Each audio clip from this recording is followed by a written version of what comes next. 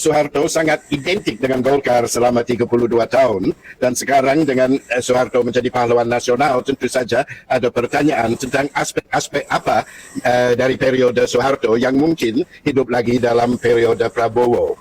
Makanya saya akan bercerita tentang sejarahnya Golkar untuk menggambarkan, saya kira, satu tradisi intelektual di Indonesia yang anti partai, anti demokrasi liberal, yang anti demokrasi ala barat.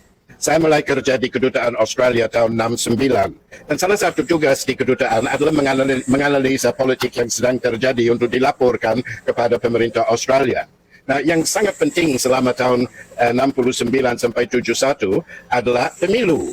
Karena pemilu 71, karena Soeharto memakai pengadaan pemilu itu sebagai suatu perbedaan besar, pembedaan dengan demokrasi terpimpin. Selama demokrasi terpimpin tidak pernah ada pemilu, hanya pernah ada tahun 55. Jadi semacam dari legitimasi dari Orde Baru awal adalah melalui pemilu 71.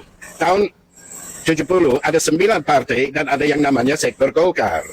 Jadi salah satu tugas saya adalah untuk mengamati sektor Golkar. Dan pada waktu itu, kebanyakan orang mengira bahwa partai-partai akan menang dalam pemilu 71. Bahwa tidak akan ada perubahan besar dalam konstelasi politik melalui pemilu 71. Karena anggapan umum tentang Golkar pada waktu itu, Golkar itu orang hampir tidak tahu apa itu Golkar. Sektor Golkar namanya pada waktu itu. Anggota organisasi di dalamnya ratusan, hampir 300-an.